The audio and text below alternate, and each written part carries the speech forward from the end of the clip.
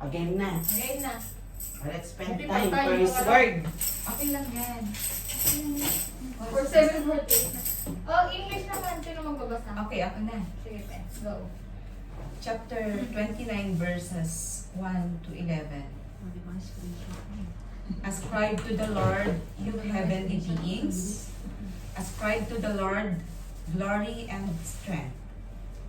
Ascribe to the Lord the glory due his name. Worship the Lord in the splendor of his holiness. The voice of the Lord is over the waters. The God of glory thunders. The Lord thunders over the mighty waters. The voice of the Lord is powerful. The voice of the Lord is majesty. The voice of the Lord breaks the cedars. The Lord breaks in pieces the cedars of Lebanon. He makes Lebanon leap like a calf, Syrian like a young wild ox.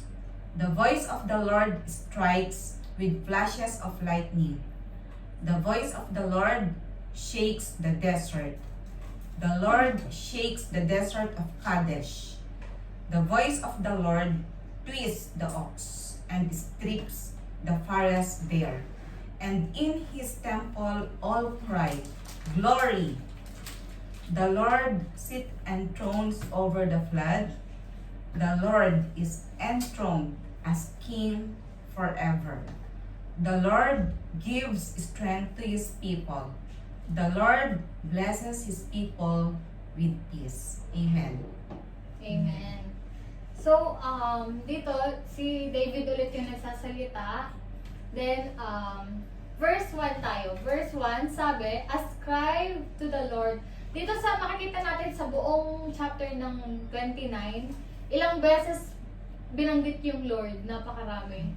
Diba? Every verses. Yeah. Oo, Every walang verses. verse na hindi binanggit yung Lord. Si Yahweh. 18? Oo. Ayun, nabilangan ni Kuya. 18.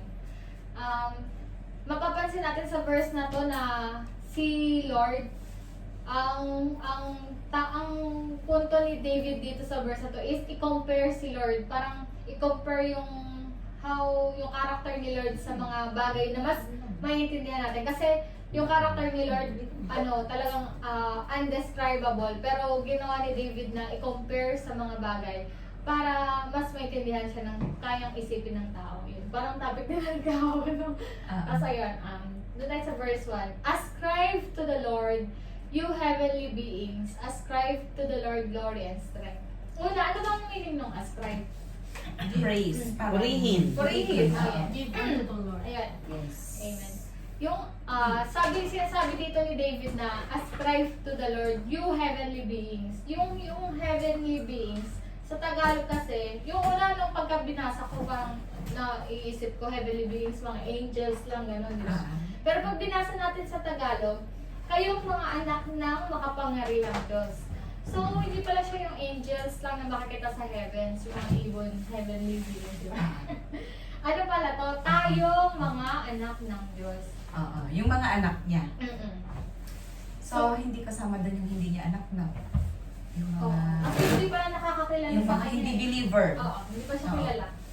So, yung tinutukoy dito ni David is yung mga anak niya at nakakakilala sa kanya at nasa kanya at nag-i-stay sa kanya kay Lord. Tapos, sabi So, niya ang tinutukoy niya pala dyan, yung mga Israelites pa lang. Israel. Nung so panahon before, nila. no? Oo. Yes, tama sa atin. Sabi niya dito, ascribe to the Lord glory and ascribe to the Lord's glory and strength.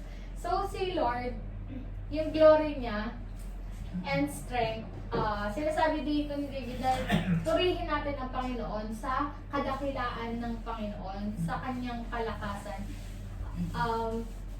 I-describe natin, makikita din natin dito, ma-observe natin na si Lord, na si David, yung glory and strength ng Panginoon, yung fino-focusan niya. Diba? And parang nagbibigay rin siya ng command na purihin.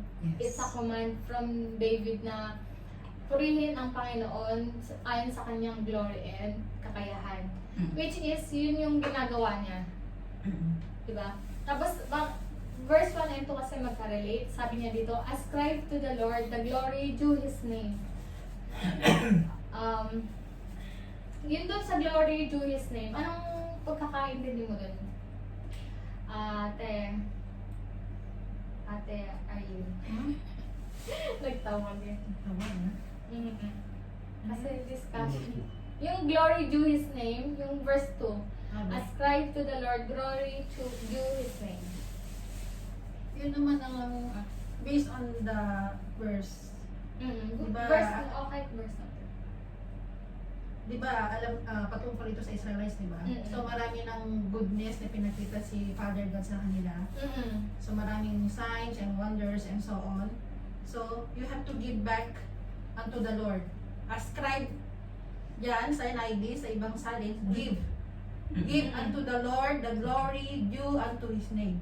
So, sa lahat ng mga goodness na pinakita niya sa atin, or sa kanila, Israelites, specifically, they have to return to give back the glory and the praise to His name. Kasi yun naman ang purpose to give praise, to give glory to Father God. Okay. Ayun, tama yun si At. Talaga dapat ibinabalik sa kanya. Pero from doon sa ng Israel din, di ba may covenant nga si Lord din doon sa kanila. So dapat ibinabalik talaga ng Israelites kay Lord. Dahil siya yung nagligtas sa kanila, parang inuutosan ni David na i-worship niyo si Lord sa kanyang pagliligtas sa atin, ganyan. Kasi yung mga Israelites na yan, nung before yung mga tao talaga na Israelis, parang medyo nabubulog sila na kahit nakikita na nila yung power, yung strength ni Lord, nabubulagan pa rin sila ng mga bagay sa mundo. Gumagawa pa sila ng mga iba't ibang Diyos-Diyosan natin, di ba? So parang it's a command from David na dapat i-praise, ibalik lahat ng glory sa pangalan ng Panginoon ayon sa kanyang pangalan. Ang pangalan ng Panginoon, diba, sobrang powerful. So, worship the Lord in the splendor of His holiness. Yung holiness yung holiness na word, parang pagka din sinabi yung word na holiness, paano yun nagde-describe sa inyo? Parang pure Purity. white, parang ganun. Purity. Purely talagang siya. Righteous, tama ate. Yung Unblemished. Unblemished. Totally sinless. Oo. Talagang parang na ko sa mind ko, parang totally white, walang bahid ng dumi niya. Parang nadaanan ng tide. Charot. Talagang siya, mahinis. Ganun, sobrang yung... Walang kapintasan. Amen. Walang kapintasan. Pabatin po, pag holiness, connected yan sa glory. Yes. I cannot say na blemish siya kasi hindi naman siya talaga nagkasala. Holy siya because of His glory. Amen. Amen. He is perfect. Parang ganun. Yeah. Perfect. Exactly.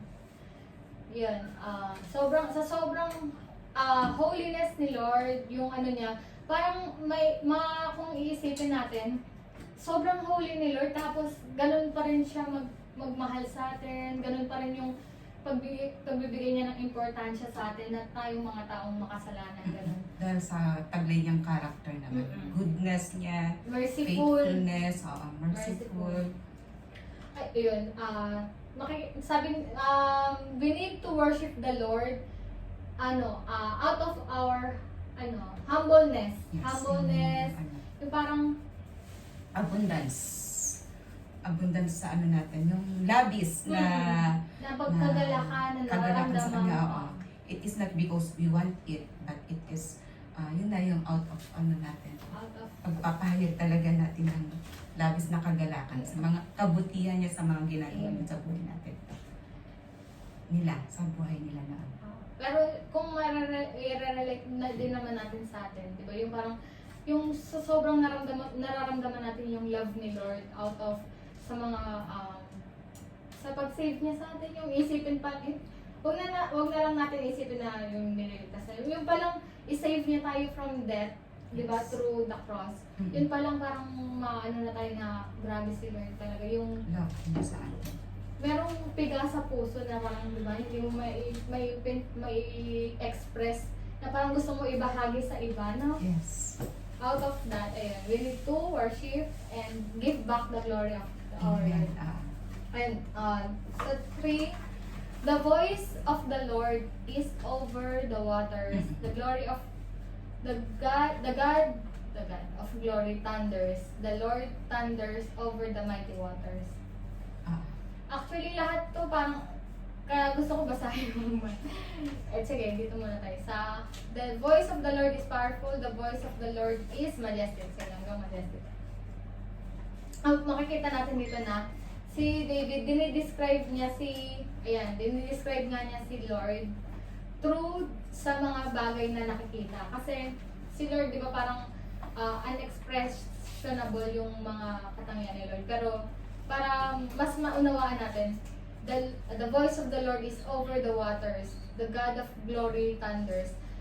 Di ba, ano yung description ng water? Yung mundo natin, di ba? Parang Binabalot tayo ng tubig. Oo, binabalot tayo ng tubig. Parang halos buong mundo, yung 80% ata, hindi ko alam. 7. Basta parang ganun 70 plus. Mas ano yung percentage ng water kaysa sa land. Yes. Ganun yung glory ni Lord, ganun yung voice niya. The glory of the Lord thunders over the mighty waters. Pagka nakakarinig tayo ng thunder, di ba parang sobrang malakas na parang buong-buo na parang talagang maano yung damdamin natin. Ganun daw yung voice ni Lord. Parang ganun siya magsalita. Sobrang tatagos. Mararamdaman talaga natin. And the voice of the Lord is powerful. The voice of the Lord is majestic. Anong meaning ng majestic? Tignan natin sa Tagalog yun. Kagalang-galang? 5, 4.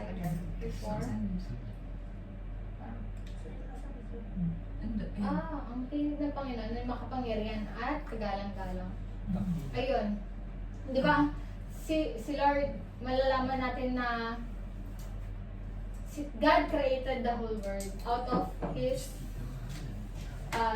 speak, di ba? Parang sabi, let there be light, tapos nagkaroon ng light. So, gano'n na lang ka-powerful yung voice ni Lord na kapag ka nagsalita siya, mangyayari, magaganap, magkakaroon yung gano'n.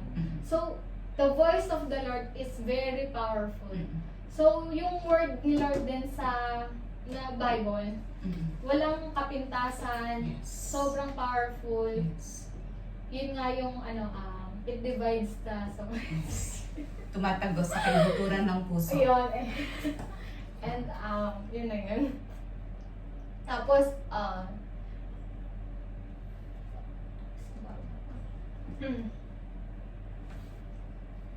tinig ng Panginoon ay makakabali. The voice of the Lord breaks the cedars. The Lord breaks in pieces the cedars of Lebanon. Yung cedars ng Lebanon, sa ano pala yun, parang puno, mga kakahoyan na kilala daw yung cedars na yun na dun sa size niya and sa strength. Yung cedar na puno. National tree ng Lebanon. Ayun, known for the size and the strength. So, kinompare ni David na yung voice ng Panginoon na kahit yung pinakamatibay na puno is kaya niyang wasakin. So, parang inaano niya, hina-hyperbole ni David yung pag-describe niya sa Panginoon out of figurative speech.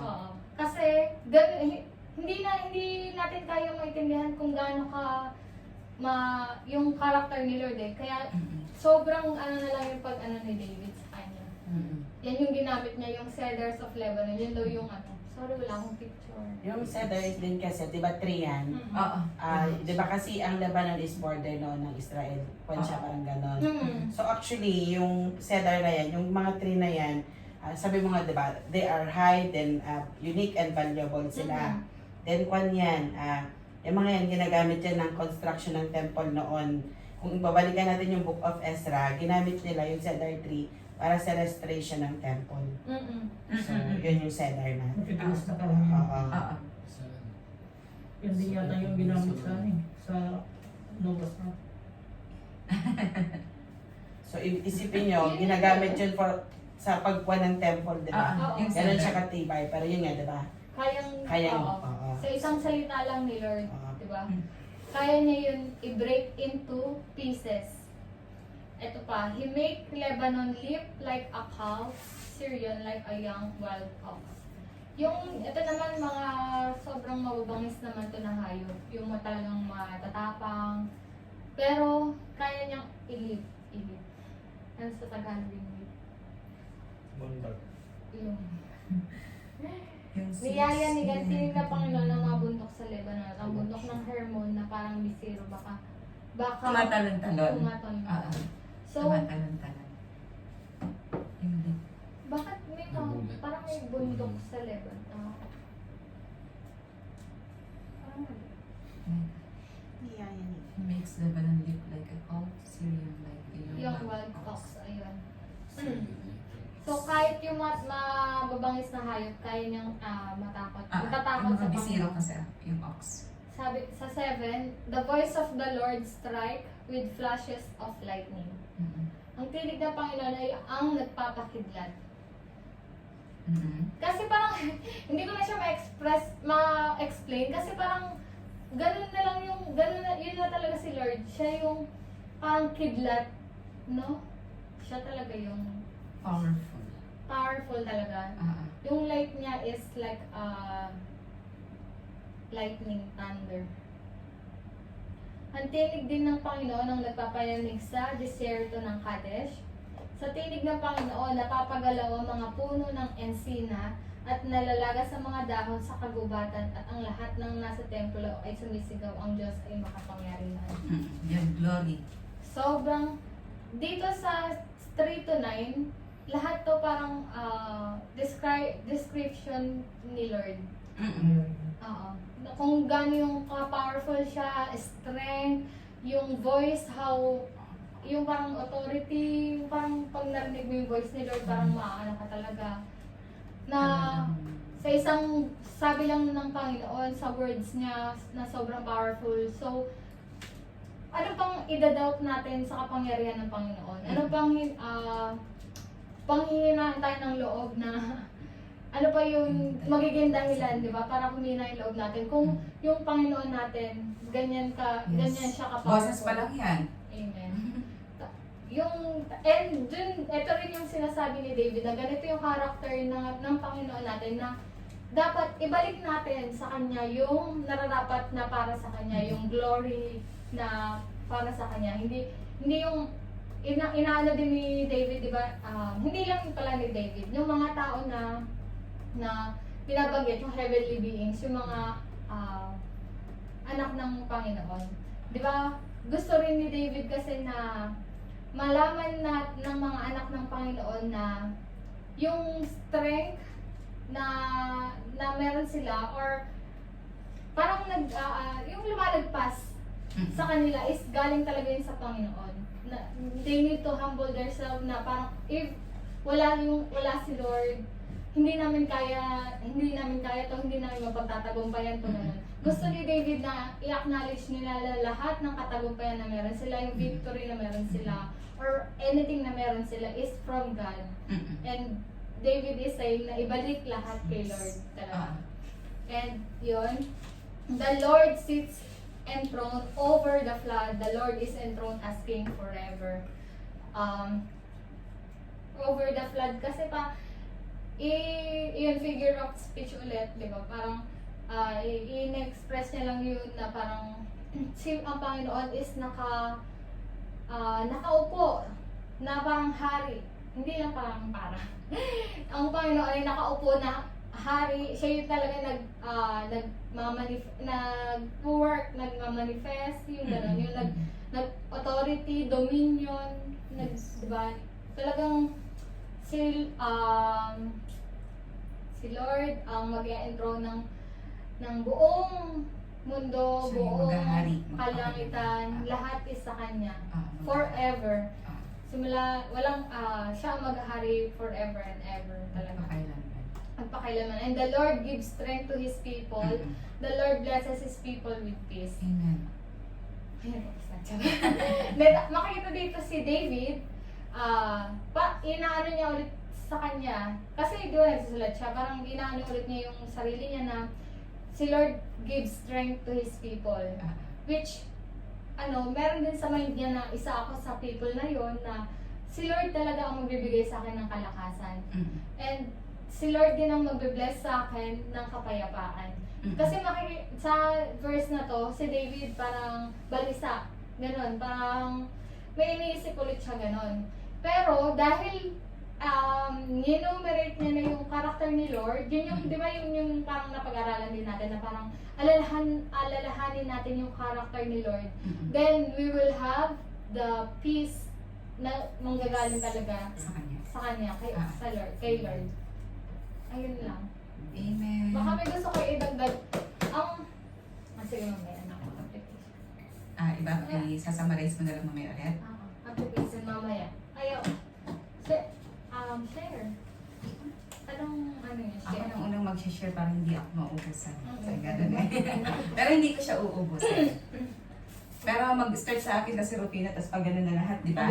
Dahil may mahaba pang oras natin. Kahit kasi ito. So, yung ma-share ko dito or may aambang na dito, prayer to ni David. It's all about Yahweh. And then, na nagtotok siya una dun sa heavenly places, which is sila yon, yung mga anak niya sa kawan na yon, at sinasabi niya kung ano yung kapangyarihan ni God, which is pag titingnan mo mula sa verse 3 hanggang sa verse 9, sinasabi niya na the Lord He has the authority over the nature, lahat ng mga creature niya. At kanina niya yun sinasabi ni David sa mga heavenly beings, na yung mga yung power niya sa over the nature, sinasabi niya sa kanila. Then tingnan mo walang nakakapagpigil sa flood. Ginamit niya lang talaga yung gaya ng nasabi mo na nakikita lang, na madaling maunawaan ng tao, para ma-compare, maabot lang ng karunungan natin. Kasi yun lang yung kaya natin abutin, yung mga nakikita natin eh. Which is, walang makakapag-control sa thunder. Kaya, kung iintindihin mo ng mabuti yung pagtingin ni David kay Yahweh, nung ginagawa niya yung pray na yan, talagang, hindi mo maabot yung heart ni David sa pag-praise kay God. As in, napakadakila. Everything are uncontrollable sa lahat ng mga sinabi niya. And tingnan mo, nung last na nasabi niya, ang Panginoon ang nagbibigay ng kalakasan sa kanyang mga tao. Which is sinasabi niya, without Him wala tayong lakas. Then, siya lang yung nagpapala ng kapayapaan. It is not yung dahil kinomfort kita or kinomfort of kundi talagang siya yung nagbibigay talaga ng kapayapaan na para sa kanila, which is hindi yun kayang maunawaan nga ng mga tao, yung kapayapaan na yan. Ayun. So sa application ko, how great is our God, and walang dahilan para hindi tayo lubusang magtiwala. Ano man yung mga nangyayari, application ko yan sa mga word niya, na yung mga maliliit nga na nakikita ko lang, ayan, hindi ko pa control yan. So, ano pang dahilan para mawawalan ako ng pag-asa? So, I have a God na napaka-powerful, na everything sa Kanya talaga tayo magtitiwala. At even the doubts, pag nagkakaroon tayo ng doubts, lalo na sa mga nararanasan nating mga paghihirap, sa mga kaworkan or sa trabaho, sa finances, or how we manage our self sa Kanya. makikita natin yung kadakilaan niya, na ang tanging nagagawa lang natin sa lahat ng kabutihan niya ay ang purihin talaga siya, ang sambahin siya, sambahin ang pangalan niya. Ayun, amen. Thank you, Ted. Please. Ate. Ay, na rin. Maganda. Ikaw, tapos pag ganun. Yun, isinulat ni David na yan na talagang napakataas ng ano niya, na talagang itinataas niya ang Panginoon.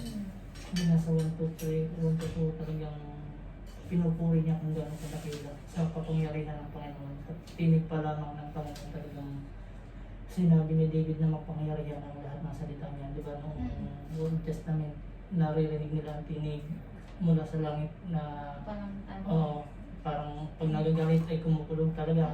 Na ano nila, kumbaga na kita talaga nila ang glory ni God, ang kapangyarihan sa kanyang mga salita pa lamang. At si David, tinaas niya dahil sa lahat ng sinasabi ng Panginoon ay nangyayari. Hindi pwedeng kung may sinabi ang Panginoon, hindi pwedeng hindi mangyayari dahil siya mapangyarihan talaga. Walang makakapigil sa kanya. Kaya nga, na lahat na pagtagumpayan niya dahil sinamahan talaga siya ng Panginoon at talagang may nagsasabi sa kanya kung anong gagawin niya. Napagtagumpayan niya lahat ng labanan. Kaya, di ba nga, sabi pa nga ni David dyan, na kahit mga baha, kahit yung mga bundok ay umaalon, pag ang Diyos ay siguro pag nagagalit yun, talagang nayayanig ang buong kabundukan. Tapos sa mga baha, siya pa rin ang talagang may control ng lahat. Control ng Panginoon lahat ng mga pangyayari dito sa buong daigdig. At di ba nga, yung ginawa niya yung buong daigdig tayo sa mga salita lang niya. Talagang mapangyarihan ng salita niya. Kahit yung salita sa Bible, yung kanyang salita, mga salita, ay talagang humihipo sa ating mga puso, humihipo sa ating buong kaluluwa, na siyang nagbibigay sa atin ng karunungan kung anong dapat natin gawin. At nandiyan din, pag tayo nagbabasa lalo ng Bible at tayo nasasaktan, nararanasan natin yung yung dilaw ng Holy Spirit sa atin, na siyang humihipo sa mga puso natin kapag tayo tinatamaan, lalo na pag may mga nagpi-preach, kala natin minsan tayo pinapatamaan, pinariringgan, pero that is the word of God na talagang makapangyarihan, tumatagos sa ating mga kaluluwa. At sinabi niya na ang Panginoon talaga ang maghahari magpakailanman. Kahit si Satan ngayon naghahari dito sa ibabang mundo, pagdating ng Panginoon, si Satan, yung kapangyarihan niya wala sa kalingkingan ng Panginoon. Salita pa lamang niya, baka si Satan hindi natin kayang unawain kung gaano kapangyarihan talaga ang Panginoon. Salita pa lamang niya, maraming bagay na mangyayari. At makapangyarihan talaga. Amen.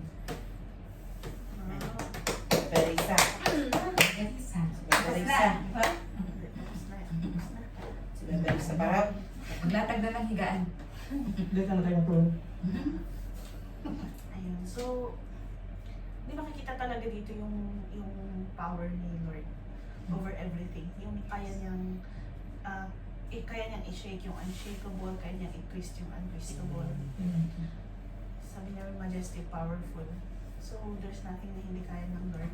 And then sabi din dito, in all His temple all cried glory. Sabi niya sa ang lahat ng nasa sa Tagalog, sabi niya dito, at ang lahat ng nasa templo ay sumisigaw, ang Diyos ay makapangyarihan. Ayan. Sa verse 9. Ayan. Verse 9. So,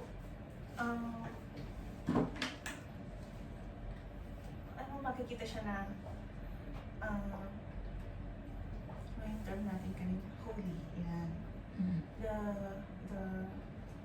The holiness of the Lord, yung na-emphasize sa lahat ng nabasa natin ngayon. And His power above all things. Ngayon, ang pinaka ito verse 9, and all in His temple all cry glory. Ang lahat ng nasa templo ay sumisigaw, ang Diyos ay makapangyarihan. Yes. Kasi nga, siya lang ang makakagawa niya. Yes. Tapos din, sabi niya sa last verse, the Lord gives strength to His people and the Lord blesses His people with peace. Ayan. So, saan nagmumula yung strength natin? Yes. Amen. Sana pong walang blessing natin with peace kay Lord. Ayan, so parang maganda siyang parang maganda rin pala itong verse na ito. Yes. Lalo yung last verse, the Lord gives strength to His people and the Lord blesses His people. Yes. Kasi lahat ng tao ngayong pandemic, furious na Nangihina. furious na sila na baka walang trabaho ganyan. And with that, nagkakagulo na lahat. Like yung mga ginagawa natin, because of the uncertainty, nagkakaroon ng mga politics, palakasan, ganyan. Nagkakaroon ng lamangan, pagkipala naman sa ibang tao. But then, sabi niya dito, the Lord blesses His people. With peace. Amen. Yun sa akin. Sa memory verse mo na yan. 29:11. Actually maganda yan kasi yan yung reminder ulit sa atin ni Lord. Kasi yan sa lahat ng oras pwede natin ipasok yung buong verse na yan from 1 to 11. Oh, lalo na kung malungkot ka. Halimbawa, Yung iba yung di ba, sayang Down na down ka na. gumagawa tayo ng desisyon, nandun yung atrasabante tayo. Ang dami natin what ifs. Yes. Halimbawa, parang ako, hihinto na ako. Paano kaya yung mga cards ko? Paano makakahanap kaya ako ng trabaho ko? Ano ba, hinto na ako? Oo, gusto ko lang huminto. Mga ganun. Ang daming... Yun yung pan ko, yung sarili ko. Gusto ko. Pero dito, sinasabi na naman ni Lord, ang tagal mo nang nag-aaral, alam mo na kung ano yung kakayahan ko. Kilala mo na ako, di ba? Bakit hindi mo pa rin kaya magtiwala? Parang yung, dapat, since you know me, alam mo kung ano yung kaya kong gawin sa buhay mo, dapat, be still. Parang yun yung sinasabi ni Lord. Kasi dun, sabi niya din dyan, yung sinasabi ni Lord yung power niya power over everything. Water, thunder, lahat ng pinakamatatag, pinakamatibay, lahat ng pinakamatibay dito sa mundong to, kaya niyang tibagin. Kasi siya yung gumawa niyan. Siya yung nag-create niyang lahat ng yan. So yes, the power above everything. So walang pwedeng makabubuwag sa kanya. Kahit sino pa yan, kaya ni Lord yan ang pagtagumpayan niya na lahat yan.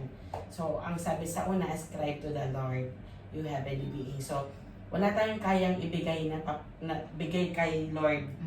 Hindi yung kayamanan natin dito. Hindi yung natin, but to worship Him, to pray, yung mga meditate, makipag-usap sa Kanya. Yun lang, yung pag-give back natin ng glory sa Kanya through worshiping Him sa paano sa pagpapagamit natin sa ating mga sarili, para sa Kanyang glory. Diba? Yung pagkuhan natin, yung pag-worship natin sa Kanya sa maraming forms, sa pagbibigay, sa pagmamahal sa iba, sa pag-worship natin kay Lord John. So, yun nga, bakit natin siya kailangan i-worship? Kasi Panginoon natin siya. Diyos siya. And makikita natin na yun nga, yung kapangyarihan niya sa lahat. Then, sabi nga rito, the Lord sit enthroned over the flood. The Lord is enthroned as King forever. So, ang Diyos natin ay hindi nagbabago. Diyos siya noon, Diyos siya ngayon, at Diyos siya magpakailanman. Amen.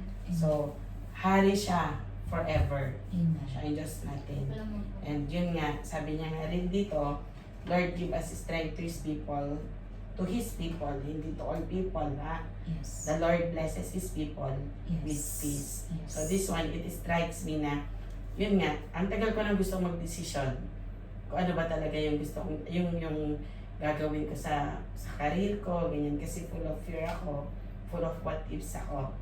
Gusto ko nang bumitaw sa sarili ko, pero hindi ko nagagawa sa sarili ko rin.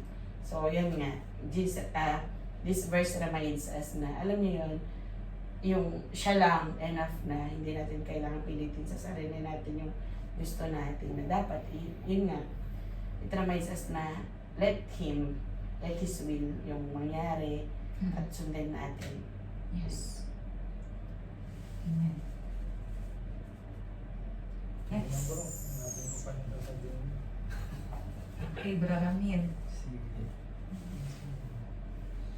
Ako, ano ko lang, yung one ito, magka-combine siya, and then 3 to 9, napapaloob dyan yung parang kapangyarihan niya na pwede niyang magawa over sa lahat ng bagay. Tapos dito sa 10 and 11, mapapansin natin na describe dito yung ang Panginoon ay isang parang hari magpakailanman. And then 11, sa pamamagitan niya, sa biyaya niya, ang kanyang bayan o kaya kanyang nasasakupan ay pagpapalain ng kapayapaan. So balikan ko yung yung 1 and 2. Reminds naman ng mga previous na na-discuss natin na dyan na sinasabi natin sa 1 and 2 na bigyan ng pagpapala o i-praise natin yung ibalik sa Panginoon yung pagpapala o ano bang words doon, yung ganti ng ating puso, yung mga binigay sa atin, yung mga pagpapala ng Panginoon na sa lahat ng mga bagay ay ibalik ng may kagalakan sa Kanya. Sa lahat ng bagay na under man ng storm, nagdubading man yung paghihirap nila, yung pangkat nila Haring David, di ba pinagtatagumpay sila sa lahat ng laban, hindi sila iniiwan ng Panginoon, pinagpapanalo sila. So nakita natin doon sa mga previous or sa ang mga kagandang loob na binigay sa atin o sa kanila sa Israel sa kapangyarihan ng Panginoon. So ini-encourage ni Haring David na ibigay ng Israel noon sa Panginoon ang pagpupuri na may kagalaan. Kumbaga sa lahat ng bagay lahat ibigay o tumawag sa Kanya na may kagalakan. And then nga, sabi ko sa 3 and 9, mapapansin natin yung nire-describe yan yung over His power sa lahat ng bagay na nandito sa number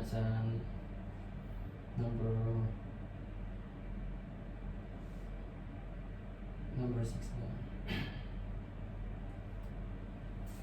7, sabi niya yung apoy natinig ng Panginoon na parang apoy yung niya, yung boses niya, tapos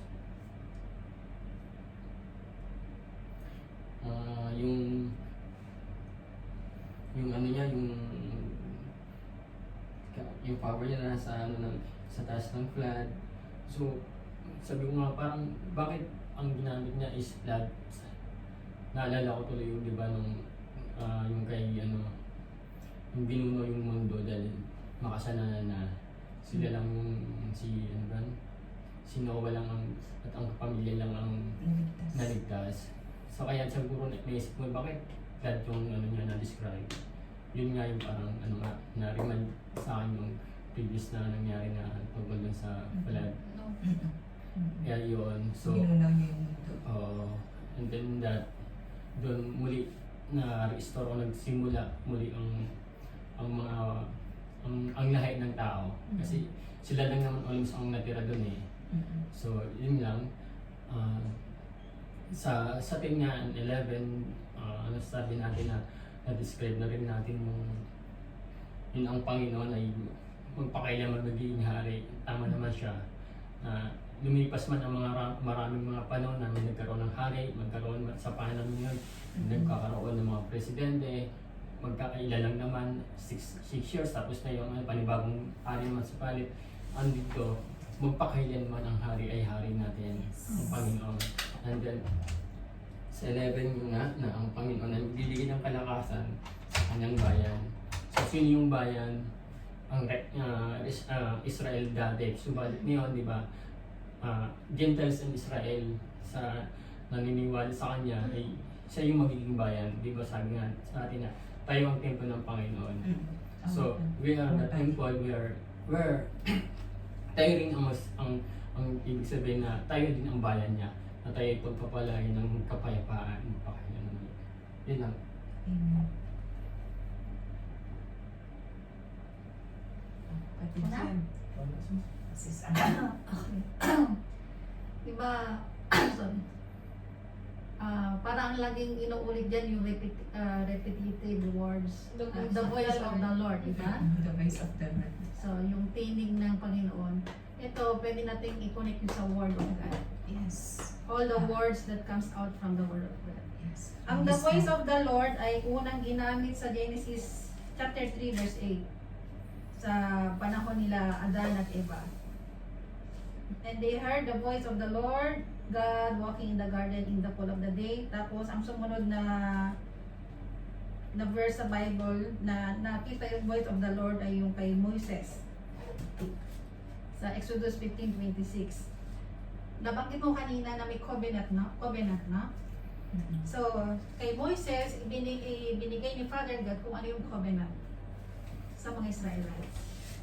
Ang covenant is, halimbawa sa Exodus 15:26, and said, if thou wilt diligently hearken to the voice of the Lord thy God, and will do that which is right in his sight, and will give ear to his commandments, and will give all his statutes, I will put none of these diseases upon thee, which I have brought upon the Egyptians, for I am the Lord that heals thee.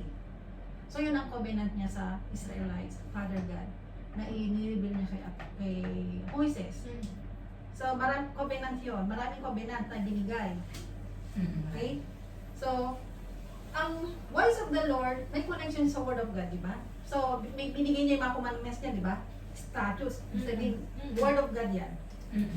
Yun yun, Word of God, commandments, yung mga testimonies niya, yung mga laws, gano'n. So, important, kumbaga, malaking, mahalaga yung voice of the Lord or the Word of God sa atin, sa panahon nila. Diba, di ba sabi mo, nabanggit mo kanina yung may, figurative yan, no? Meron yan. The voice of the Lord is powerful. Image. Ganyan. Imagery, breaks the cedars. Di ba doon sa Hebrews 4:12, like a two-edged sword, di ba? Na tumatagos sa, Kay Buturan. sa, ano ba yun? Sa bone and marrow, gano'n? Good joy. Divide, gano'n. So, paano? Powerful ang word of God or yung tinig ng Panginoon. Di ba nabanggit mo din kanina? Let there be light. O, di ba tinig ng Panginoon yun? Then may light. So, So, ganun napaka-powerful. ka-powerful. May connection din yan ang spirit, no? Di ba the spirit din yan? Word, yung the voice of the Lord. Kumikilos din ang spirit ni God yan. Kasi ano, So, ngayon, di ba, sa panahon natin ngayon, i-apply natin ngayon, sa panahon natin ngayon, the Holy Spirit is the one who speaks the will of God through the Holy Spirit, through the Word of God. Di ba? Parang may connection, no? Amen. Word of God talaga ang ang kumikilos Doon na sa atin ngayon. word. Yes. Through the Word of God, kumikilos ang Panginoon sa ating buhay. So, mahalaga na And the Holy Magbasa Spirit. Yes. Yes. leading Magbasa Yes. tayo ng through the help of the Masunod Holy ang Spirit. kanila. banal na aklat. Yeah. Tingnan mo yung 10:11. Yan yung yan yung covenant din. Kay iba yung covenant nung kay Moises, iba rin kay David. Ang covenant kay David, there will be a kingdom. Tingnan mo sa 10. The Lord enthroned as king forever. Yan yung covenant kay David naman. Magkakaroon ng king, which is Jesus Christ in the future. Ang gagaling sa generation. Yes. Yeah. Sa Covenant lahi din niya. yun. Which is Jesus Christ Prophesies. from the seed of David. Tama? So yun yung covenant din kay David. Magkakaroon ng king forever and ever. Which is Jesus Christ. Amen. Kuya Jim. Nasabi na lahat. yan. Ulitin ko na lang yung sinabi nila. Para masaya. Yan yung sabi nga ni Bro Rami sa first two verses. So, andin yung adoration, di ba? So, pinupuri ang Panginoon. Sabi niya naman ang ating di ba? Na first thing to do, praise God. Di ba? Ano yung mangyari? Dito napansin ko lang sa Tagalog na salin. Palagay rito nilagyan siya ng title, ang tinig ni Yahweh sa gitna ng unos. So dito, sabi rito, ito ay awit ni David. So awit ito ni David. So dapat pala inawit natin itong Psalm 29. So kung napansin natin, nabanggit dito yung thunder, yung lightning, di ba? Yan yung pag-shake. So, parang ano yan, di ba? Ano ba sa English ang unos? So, di ba? Mga ano yan? Natural disaster. Mga parang gano'n, mga natural disaster. At alam naman natin na ang ating Panginoon ay makapangyarihan. He is God of nature, di ba?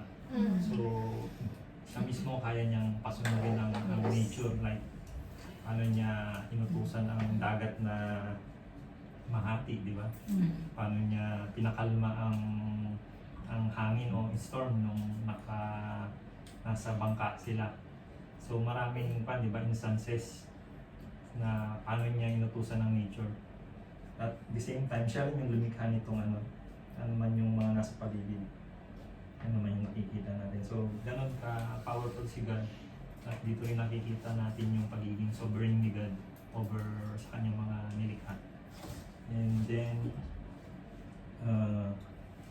yun nga, gawa ng covenant ni God sa mga Israelites. So, sa kabila ng unos, through His voice, doon makikita yung kadakilaan ng Panginoon gawa ng kanyang covenant sa mga Israelites. Diba?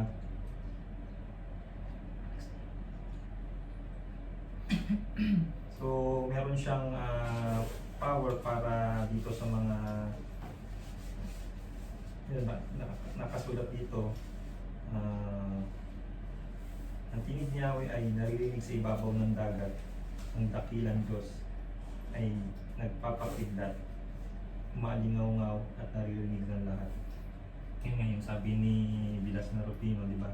Pag may something na nagawa ang Israelites at pag siya'y nagalit, from heaven to earth, naririnig nila yung voice ni God through sounds like thunder. So talagang umalingaw-ngaw yan. So alam na Israelites kung kailan galit si Yahweh. Then, ang tinig ni Yahweh ay makapangyarihan at punong-puno ng kadakilaan. So talagang pag binasa natin yung sa Exodus, doon makikita rin natin yung pagkatakot ng mga Israelites pag nagagalit na si Yahweh. Humingi sila ng tulong kay Moises na ipanalangin mo kami, ipakiusap mo kami kay Yahweh para di na siya magalit or patawarin na sila. So dito sabi, maging mga punong sidar ng Lebanon at tinig ni Yahweh, mawawasak ang mga iyon. So kahit anumang napakatibay, anumang nilikha ni Father God, talagang sa isang sambit niya lang, talagang kaya niya itong wasakin. Diba? Nung nagalit nga siya dun sa mga gumawa ng golden calf, ang sabi niya, diba yung, anong sabi niya doon? Papatayin niya yung mga Iwala yung mga yung mga tao na yun. So ang ginawa niya, binubukan niya yung lupa. Nilamon sila ng buhay ng lupa. So ganun ka-powerful yung voice ni God, even yung lupa. Diba na ano niya, natabukan niya. Then dito, parang guyang pinalulundag niya. Ito yung sabi nga, figure of speech to. Even yung bundok ng Lebanon, parang toro pinaluksunin sa bundok ng Hermon. Kung maalala din natin, sabi kung meron kang faith na kasing laki ng butil ng mustasa, kaya mong palipatin ba yung bundok? So you can move mountain. So how much more si God, di ba? Na siyang faith pa lang gawa ng yun. lahat. Like a mustard. So dahil sa tinig ni Yahweh, kidlat ay gumuguhit. Kapag siya ay nagsalita, disyerto ay nayayanig. Inuugan niya pati ang ilang ng Kades. So lahat ng kasi iba sinasabi nila yung act of nature, it's act of God. So paano natin maiano din yun? Parang mai-connect. Kasi yung iba sinasabi hindi na act of God. So act of nature yan, parang ganun. So which is si God talaga, sovereign, siya ang may control talaga over this. May kapangyarihan. Then, pagdating dito sa dulo ng verse 9, lahat ng nasa templo ay sumisigaw, ang Diyos ay papurihan. Diba? So, sa kabila ng unos, nagagawa pa rin nilang magpuri sa Diyos. At si Yahweh nagkahari sa mga kalaliman nakaupo sa trono bilang hari kailanman. So, andun yung talaga ano nila, yung tinataas talaga nila yung pangalan, yung kalulahatian ng ano, ng Panginoon. At andito yung promise niya sa last verse. Si Yahweh ang nagbibigay lakas sa kanyang bayan at pinagpapala sila sa mapayapang buhay. So yung kanyang bayan, which is yung Israel, talagang andun yung promise niya, hindi nawawala yun. Saka yung covenant niya talagang until end of times, andun yung mapupulfill yung promise niya. So dito yung promise niya yung pagbibigay lakas sa kanyang bayan. So sa kabila ng unos, andun pa rin yung kalakasan na binibigay ng Panginoon. At andun pa rin yung blessing sa mapayapang buhay. So, panghawakan natin yung promise ni God through tough times, hard times, ano natin, yung mga pinagdadaanan natin. At yan naman it's a test of faith talaga. Kasi yun nga, yung hindi man natin, wala sa kamay natin yung control natin. So sa kanya lang natin talaga itataas yung lahat ng bagay. Dahil siya lang talaga makakapagpabago ng bagay-bagay sa ating buhay. At yun, through prayer, singin natin sa kanya yung mabigyan din niya tayo ng iba yung kalakasan. At sa kabila ng mga pangyayari, yung mga nagaganap sa buhay natin, hingin pa rin natin yung pagpapala bilang kanyang nilikha, bilang tagapagmana din ng kanyang mga pagpapala, yung glory na through Jesus Christ. So, panghawakan natin yung mga promises. So, yun nga yung magandang sinabi ni Sister Arlene, na yung tinig nga ni Yahweh. So, sa panahon natin ngayon, so, ang nagiging tinig ni Yahweh sa atin, which is yung Bible, diba? Through the leading of the Holy Spirit talaga, which is yun talaga yung dapat natin na i-desire na sa ating pagbubulay-bulay na ilid tayo ng Holy Spirit para nandito na yung word sa harapan natin, but on how God reveal us yung yung nais niyang i-deliver sa atin na mensahe through His word. So ano yung voice na yun? So yun yung pag-pray natin na mangusap sa atin ng Panginoon through the leading ng Holy Spirit talaga. Yun lang po. Amen. Amen. Ate Jess. Tapos na? Tapos na. Tapos na siya. Okay. So, yun na. Ayun, Final pa. final thought and closing prayer. Ang ano ko, yung mga sinabi natin, sobrang, yun nga, yung the voice of the Lord is sobrang powerful. And one more, yung napapansin natin dito kay David is, kung paano niya tignan si Lord. Kasi sobrang importante rin kung kapag sinabi natin Lord, pag sinabi natin Panginoon, ano yung comes na, ano yung nagpupot sa utak natin? What comes to our mind pag sinabing ganun? Kasi napaka-importante kung paano natin tinitingnan yung Panginoon. Kasi dun magmumula yung faith natin, yung pag-asa, yung hope, yung strength. Kung paano natin titingnan ng Panginoon. Kung tinitingnan ba natin ng Panginoon na sobrang maliit lang, na parang, ay, hindi yun kaya ni Lord, yung ganyan, di ba? Parang may mga doubts pa tayo. Pero kung titignan natin ang Panginoon ng kagaya ng pagtingin ni David, sobrang wala, peace ang mararamdaman natin, di ba? Na wala ng doubt sa mga prayers natin, na everything works, kaya ng Panginoon, walang imposible sa Kanya, yan. Yun lang. Napaka-importante kung paano natin titignan ng Panginoon. Amen. So, let's close. Yes. Hallelujah, Lord God.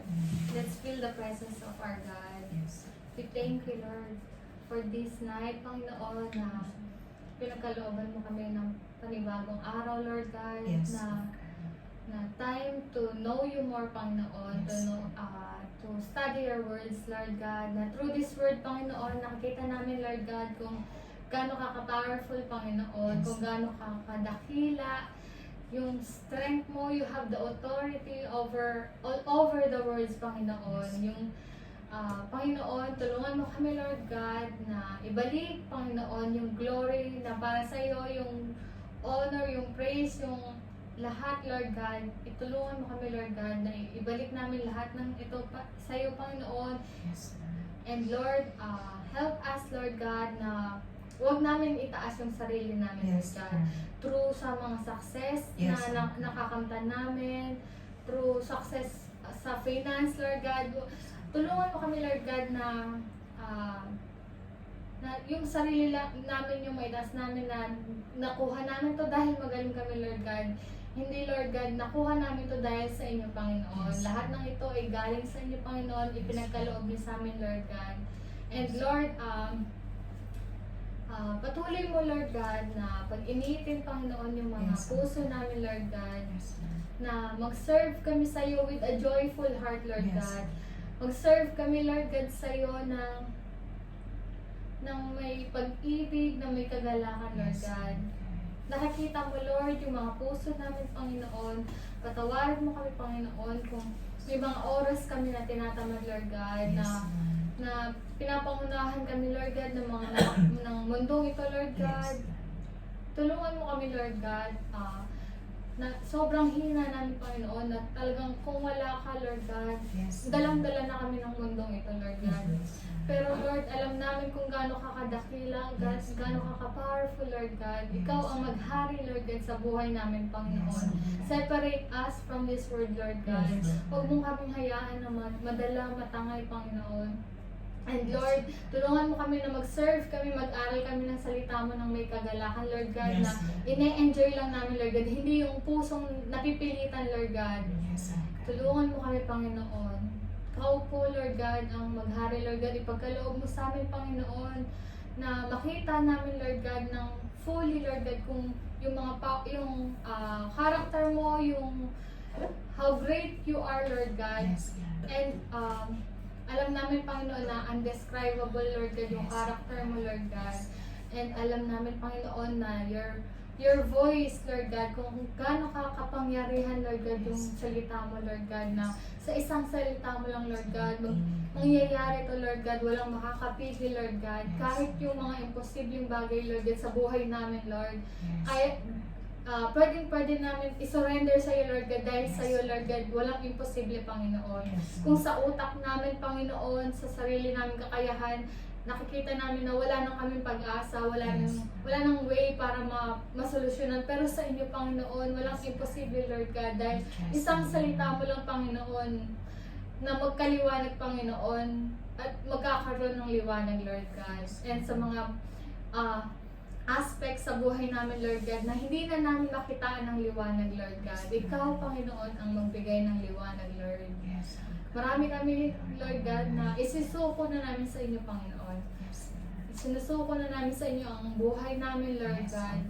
And ibabalik namin all glory and praise and honor to Yes, you Lord. alone, Panginoon. Ikaw ang maghari sa buhay namin forever and ever, Yes, Lord Yes, God. Lord. And Lord, sa pansamantalang paghihiwalayan namin, Lord God, na ingatan mo po sila sa kanilang pag-uwi, Lord God, na may Yes, Lord. dala-dala nila, Lord God, yung napag-aralan namin ngayon, Lord God, at Yes, magbago, Lord God, yung mag-turn ng 360 degree yung paningin namin sa iyo, Lord God. Yes.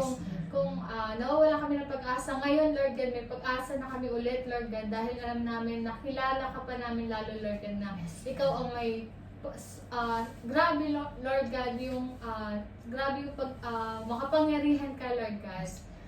Maraming salamat, Lord God, sa pagtulog namin mamaya, Panginoon. Samahan mo kami, Lord God, ikaw magbantay sa amin, Panginoon. And bukas sa pag-aaral namin ng inyong salita, Lord God, samahan mo kami, Panginoon. Patuloy mo kami samahan, Panginoon. Huwag kayong magsawa, Lord God, na sa amin, Lord God, na makinig sa mga panalangin namin, Lord God. Maraming salamat, Lord God, sa sa pagmamahal, Lord God, na walang katumbas, sa pagmamahal na walang katapusan, Lord God. Yes, Lord. Maraming salamat, Lord God. Even we are sinners, Lord God, you still love us, Panginoon. Napakabuti mo sa amin, Panginoon. And binabalik namin lahat ng papuri, pasasalamat sa inyo lang, Panginoon. Sa pangalan mo lang, Panginoon. Yes, Lord. And all this we ask in the mighty name of your Son, Jesus Christ. Amen. And And the fellowship of Holy Spirit be with